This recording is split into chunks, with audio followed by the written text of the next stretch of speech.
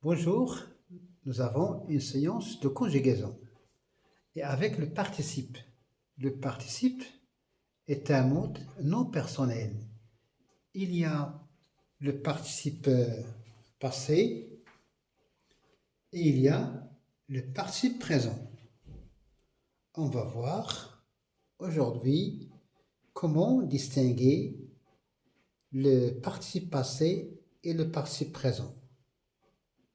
Prenons l'exemple suivant. Le petit garçon est allé se baigner.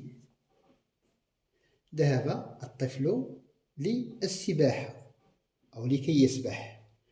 Nous avons ici le petit garçon, c'est le sujet, est allé, c'est le participe. Nous avons ici le participe passé. Nous avons ici l'auxiliaire être.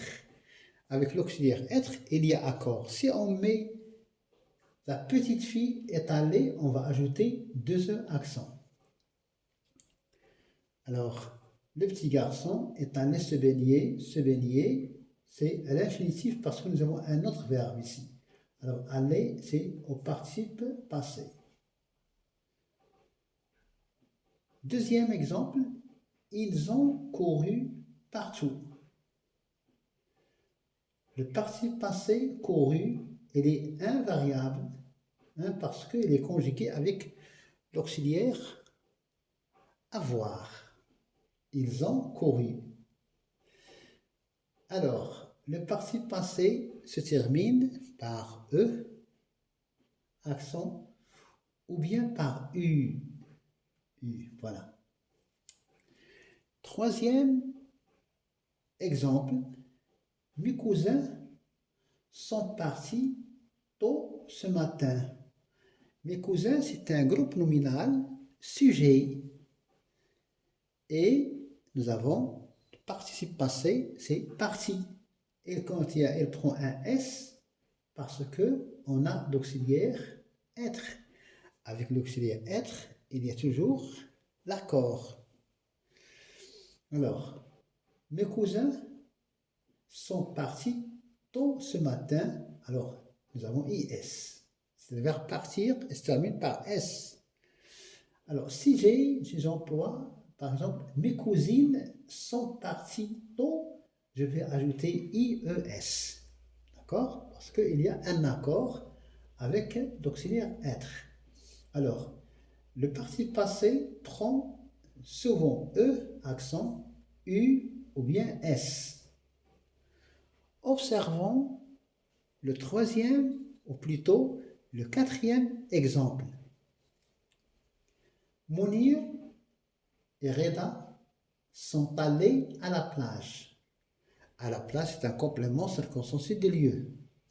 Mounir et Reda, c'est le groupe nominal qui a pour fonction sujet. Mounir et Reda sont allés, alors le verbe auxiliaire être, nous avons aller, le verbe aller au participe passé. Pourquoi j'ai ajouté S? Parce que le sujet est pluriel et nous avons l'auxiliaire être. Mounir et Reda sont allés à la plage. Alors nous avons ici, le petit garçon est allé, parce que le sujet il est masculin singulier, il prend un E accent. Et nous avons ici le sujet pluriel, il prend ES. Masculin pluriel. Cinquième exemple, tu es revenu. Tu es revenu de l'école. Tu ici, c'est un pronom personnel. Le verbe être, donc c'est être. Revenu, nous avons E. Ici, tu. Est-ce que c'est une fille ou bien un garçon? C'est une fille parce que ici nous avons l'accord U. On peut dire Leila est revenue de l'école. Si on a un garçon, un garçon, elle va prendre U à la fin, comme ici, U. S'il y a un garçon, on va dire Ali est revenu. Alors donc, tu ici, c'est les féminins, prend E, c'est les masculins et sans E. Et donc nous avons ici un participe passé. Nous avons fini les séries. Alors, les séries, c'est un complément d'objet direct. Nous avons fini. Alors, le verbe fini ici, c'est le participe passé, le verbe finir. Et bien sûr, avec l'auxiliaire avoir, il n'y a pas d'accord. Nous avons fini, i à la fin.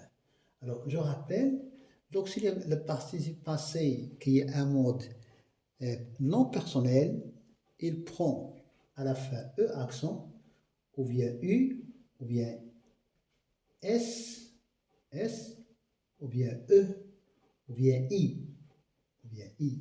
D'accord? Dernier exemple, nous sommes venus pour encourager l'équipe. جئنا لنشجع الفريق. Alors, nous, c'est la première personne du pluriel, le verbe être, venu. Alors ici, c'est un ensemble de garçons, un groupe de garçons venus.